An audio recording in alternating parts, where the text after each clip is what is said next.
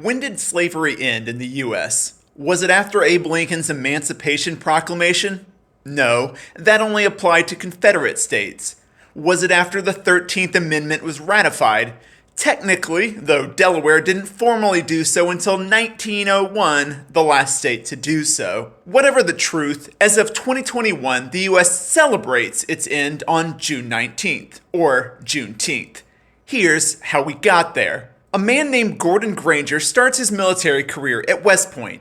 He first fights in the Mexican-American War, receiving 2 notices for gallantry. When the Civil War breaks out, he joins the Union, and there was no denying his leadership talents. Nearly every battle earns him a promotion, and at 2 important battles, he issues commands without direct orders that save numerous men. His independent spirit, however, put him at odds with the Union's eventual commander, Ulysses S. Grant, especially after Granger declines to chase routing Confederates at one battle, possibly overexposing his troops.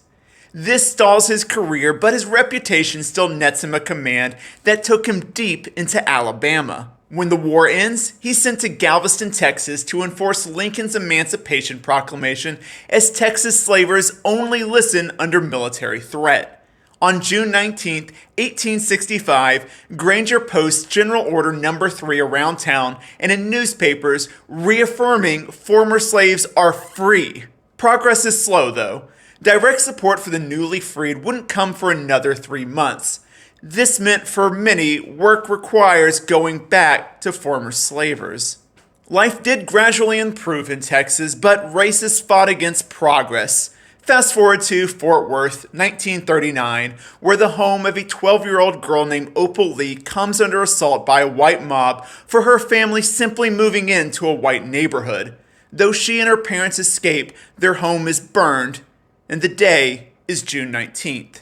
The moment stuck with Lee, and when she retires in 1976, she sets to improving her hometown, educating city leaders on minority community landmarks, and helping oversee local Juneteenth celebrations.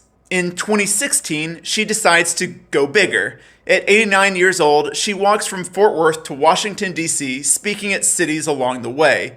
4 months and 1,400 miles later, she attracts attention. This eventually culminates in 2021's act that made Juneteenth a national holiday, providing a day to honor the historic and ongoing struggles to make freedom and equality a reality.